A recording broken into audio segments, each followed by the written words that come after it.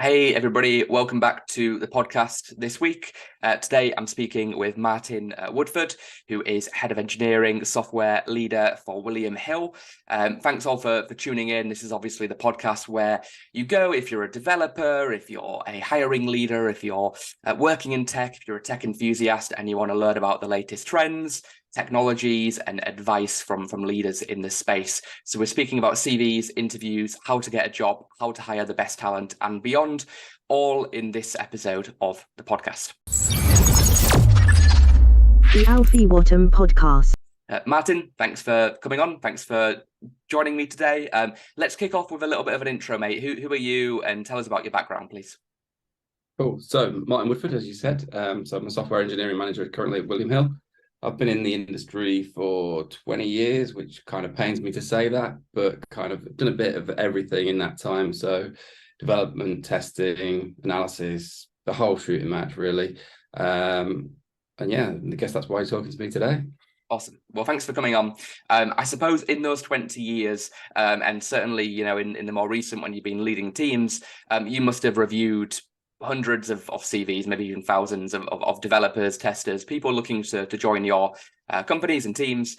You must have ideas in terms of what good things are to see on resumes, what red flags and bad things to avoid. So quite an open-ended question, really. But for the people watching this who are in tech and they're applying for roles, they're trying to get interviews, what advice would you give when it comes to writing a CV? You know, what things are green flags, red flags? What's the good, the bad, the ugly?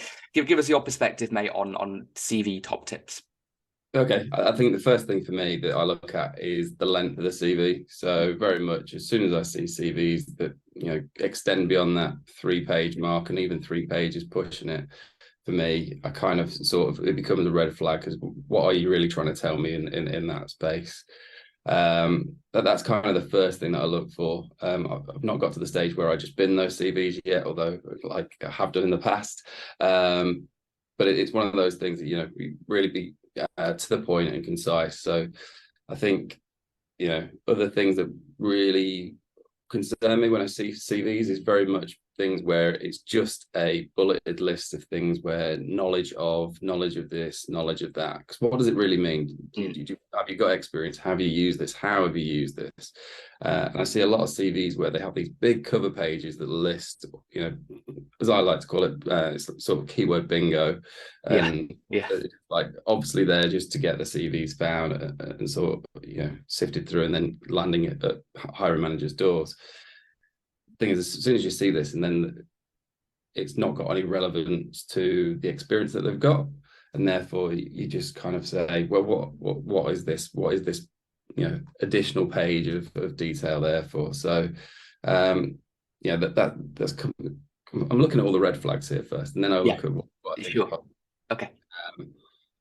So once you got past that part, hopefully you're not seeing that. The next thing for me kind of is sort of length of service in a role. Now obviously the market's changed over the past sort of few years, and people have moved around a bit more frequently. But when you see someone that's come straight out of university and they've got 3 months here, 6 months here, 3 months here, and then they're applying for a senior position, I often wonder what is it that they've actually been able to deliver in a 3 months here or 6 months there? I'm not saying it's impossible to, have done a lot of really great work, but you've got to be able to back that up, in the interview when you get to the stage and, and really know your stuff to be able to, to warrant a sort of senior level salary after a few years, if you've only been here, there, and, if you've been dotting around, because, it feels like you've just jumped and jumped and jumped, salary chasing. So while I won't rule people out on that, it is always something that sort of flags a concern to me in terms of what they've actually been able to achieve and do in that time, if they've only been there for such a short period. Yeah, and will they stay with your company for a short time as well? Are you going to be hiring somebody for 3 months? Because nobody wants to do that, right? Yeah, exactly. And we've had that over the past sort of 18 months. We've seen people come and go, and in that time, and we have quite a rigid recruitment process that tries to make sure that we don't get, those the people that are going to jump, and make sure that we get the right talent through in terms of our process. But that you're always going to get those ones that do slip through the gap, and some of those are unavoidable. But it's one of those ones where you really want to try and weed those people out as early as possible to see what is their motivation. And sometimes it's genuine reasons, and sometimes it's because for whatever reason. But there are the ones that you can tell are just jumping ship because the people are putting numbers in front of them, and they're thinking, I'll go for that. Which short term, great, but long term, I mean, it really does shoot yourself in the foot if you're doing that sort of thing. Yeah, indeed. And like, it's one of those ones, it's a short term piece, but at some stage that, you're going to get caught out, you're going to get found. Someone's going to be like, you've got to be performing at a level, and maybe you're not going to be performing at that level if you have jumped around and haven't had that exposure that you're suggesting that you have from salary demands as well. Okay, cool. Well, look, there's definitely some good insights there. I think just to summarize, like anything more than like 4 or 5 pages, it's pretty ridiculous. I completely agree. I mean, your CV is your way of telling your story about why you'd be a good fit and why you should get an interview. And nobody cares about what you did in 1997. I mean, if it's more than 5 years ago, just keep it short, keep it succinct. Keyword bingo is a good way of putting it. You don't need to list the word C# 10 times, as long as you put it in the skills at the top, maybe list it on which projects and technologies that you've used it at. But it's not about stuffing it to get the right words in there. It's about being eloquent and succinct and telling your story. And I think that ties into your point around kind of just listing responsibilities and roles. A better way would be to list achievements, things that you've specifically done, like metrics and tangible, quantifiable results. I mean, that's way more impressive than reading like, hey, I write code. I mean, you're a developer. We know that you write code. That's what you do, obviously. And then tenure, the obvious one, but one that people seem to overlook. Might be great now, but after you've had 5 jobs in 5 years, it's going to be a little bit harder for you to get a role in the future if your track record looks like you're jumpy. So sometimes it's better to stay where you are and not take that shiny increase, because in the long run you'll get more money in the current role and learn more and become a better developer overall. So wicked. Let's say people apply that advice, Martin. They now have a great CV. They're now getting more and more interviews. When it comes to the interviewing side, same question really. What advice would you give to people who are going out there and interviewing for roles to increase their chances of getting a job? What kind of top tips would you give there? For me, it comes back down to that, that STAR approach, talk around the situation, the task, what they actually did. So I think where I've seen really strong candidates come through an interview process, been able to ask them specifically what they did in a role or around a particular project or piece of work, or how they've managed conflict.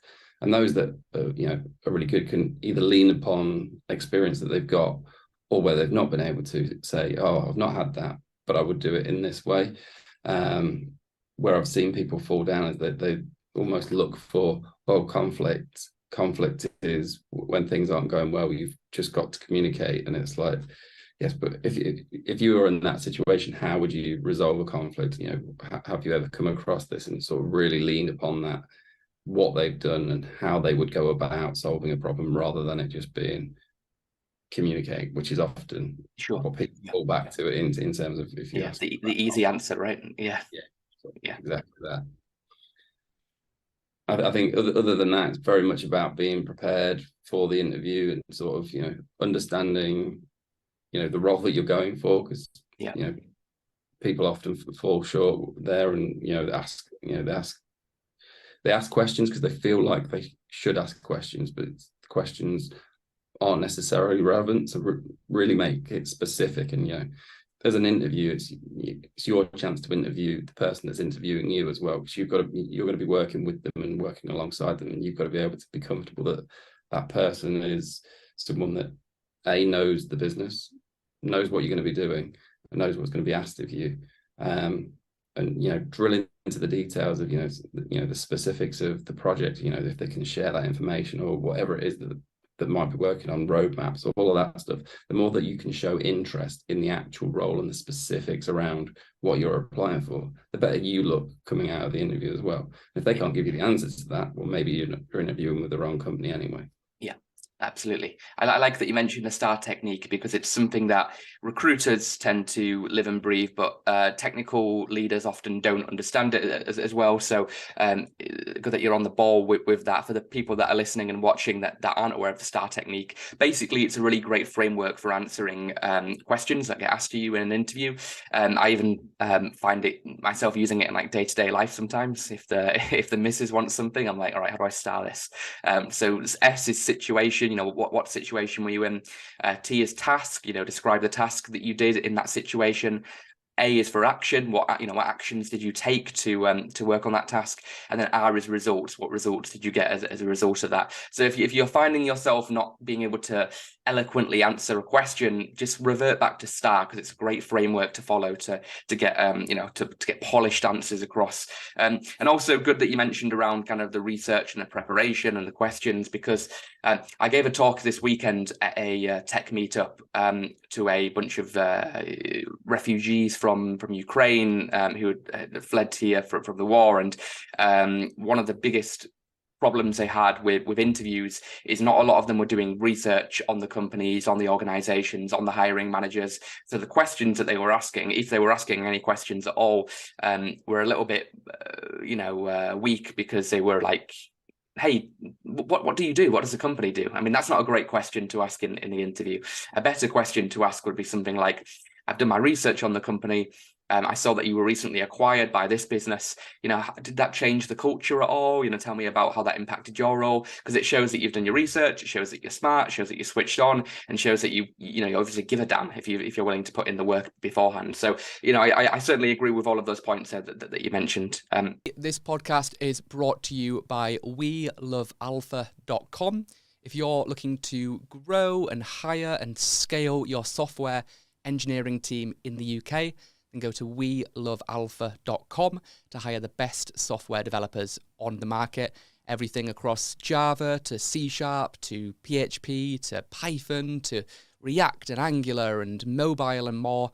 Go to WeLoveAlpha.com to hire the best software engineers in the UK now. All right, let's look at interviewing from the other side of the coin, because it's not just about why is the candidate the right fit for the company? It's also about why is the company the right fit for the candidate, right?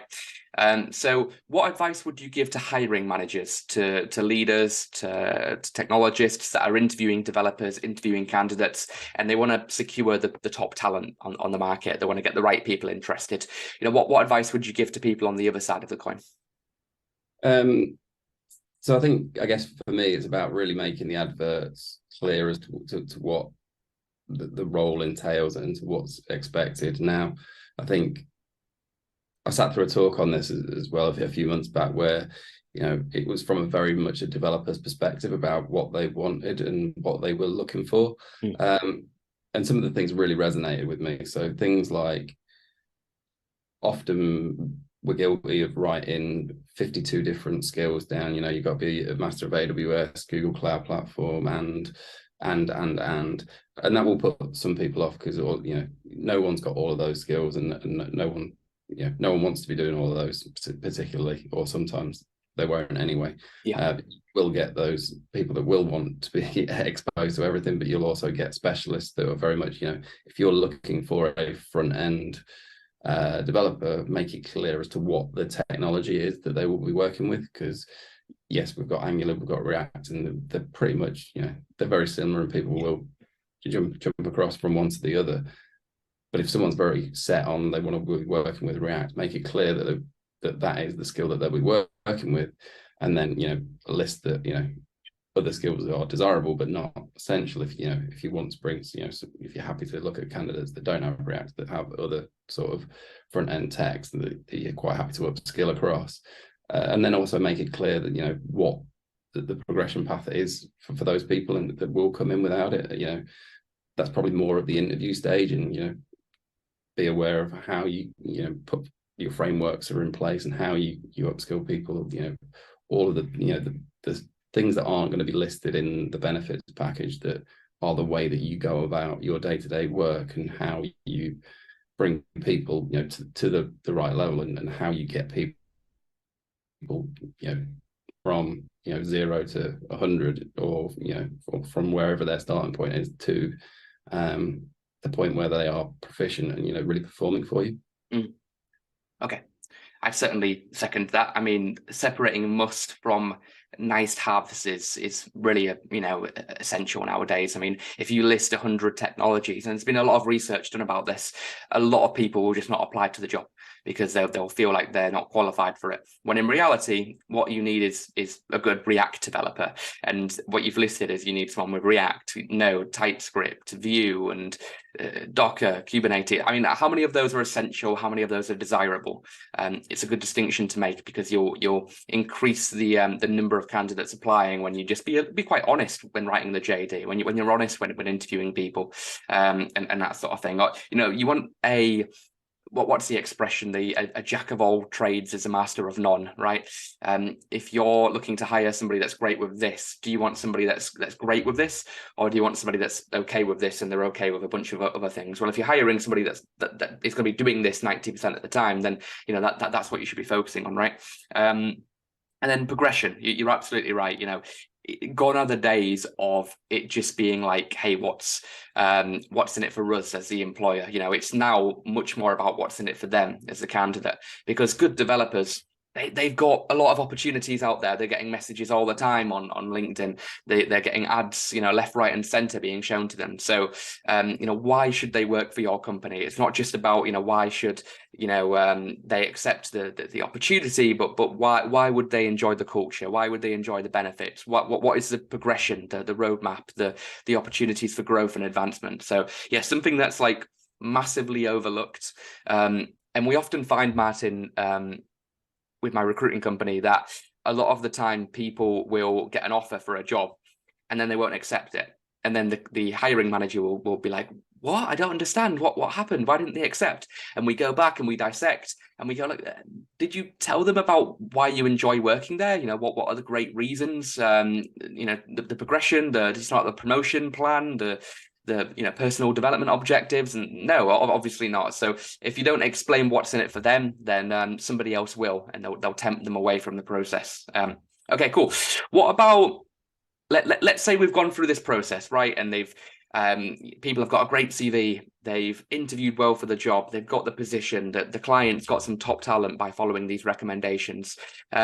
What about in terms of culture and retention? Because so many times people will hire people and then they'll leave after 3 months. And we talked about this. Sometimes it's on the candidate. Sometimes they're just jumpy and they don't have any stickability, but a lot of the times it's the company's fault, and they don't have a great onboarding process, or they don't have great culture and diversity and equality. So what advice would you give to people, I suppose, hiring leaders, to help build cultures of stickiness, of cultures where people want to stay and work and grow long term? What recommendations would you give there, Martin? Yeah, I guess for me, the biggest thing here is it's an ongoing process. It's something that you can't just say, oh, we've implemented this and it's done. I have specific sort of OKRs, so objectives, key results, around like retention, but also not just that, it's the engagement piece. So how do we improve the engagement of the colleagues that we've got within the business? So we're ensuring that that's measured on a month-by-month basis. Everyone's sort of surveys, so sort of get that ongoing feedback, and actually then take action against, and against the things that people are complaining about, or things that could be improved upon. Make sure that you've got that open lines of communication. So whether it's done anonymously or through one-to-ones and sort of, performance discussions. And then, I'm a big advocate. I have weekly one-to-ones with my direct reports. I make sure that they're doing very regular one-to-ones, make sure that everyone's got performance development plans in place. We tie that back to the OKR structure that we've got in place, and then back on that OKR piece with the sort of the bits around engagement, is it's not just about the work, it's about the softer skills as well. So I've even got a key result about making sure that we do things as a team outside of work at least once per quarter. That's so that cool. we're Yeah. getting those engagement pieces, we're getting people to do stuff, and actually just to, people will stick around because they like the people that they work with, and they have fun at work. And that's the big thing for me.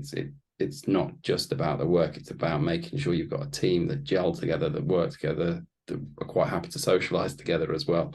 And it's something that we've got a really strong team at the minute that, because of the effort that we put in to do this, the team, get on, and we socialize as well as we get on with the work and we get things done. And it's not easy because it's soon, as soon as the pressure's on, it's easy to just be like, got to get heads down and get things done. But you've got to take that time to sort of step away, get that breathing space, because otherwise people will burn out, and burnout is the quickest way to lose all your staff.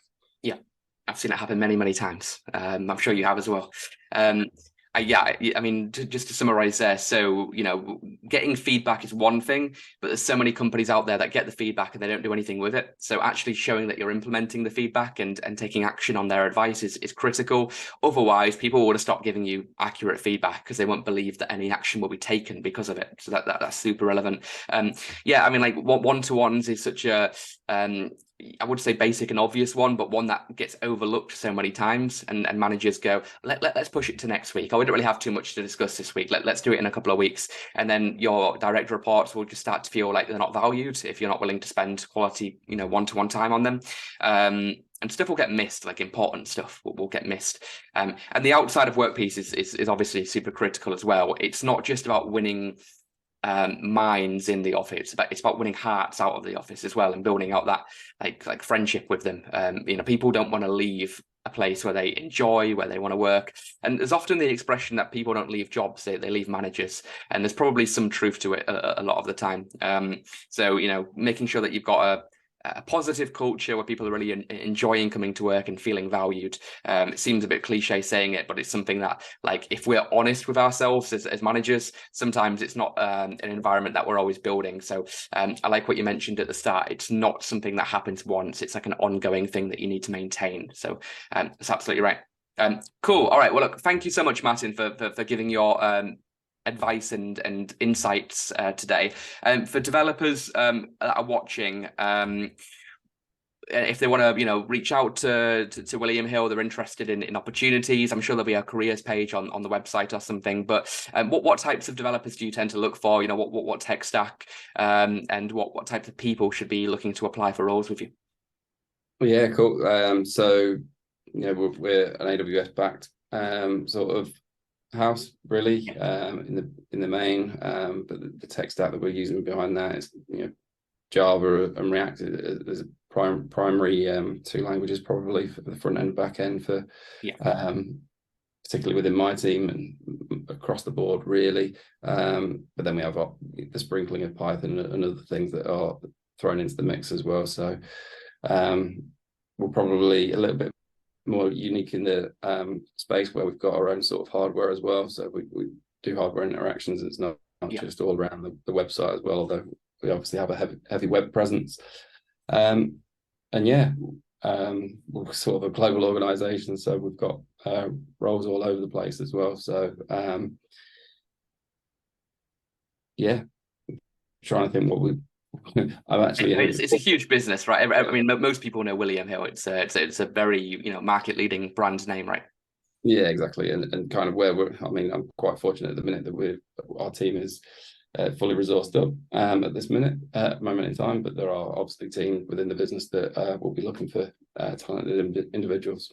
Awesome. Cool. Well, look, for those listening, for those watching, certainly check out the careers page to see if there is anything suitable across Java, across React, across Python, and beyond, really. But thank you, Martin, for coming on. Good to get your insights, and thank you to everybody for listening and watching as well. Cheers. Hey, thanks for watching this podcast. Make sure that you like, subscribe, follow, comment, etc., etc., and I'll see you in the next episode.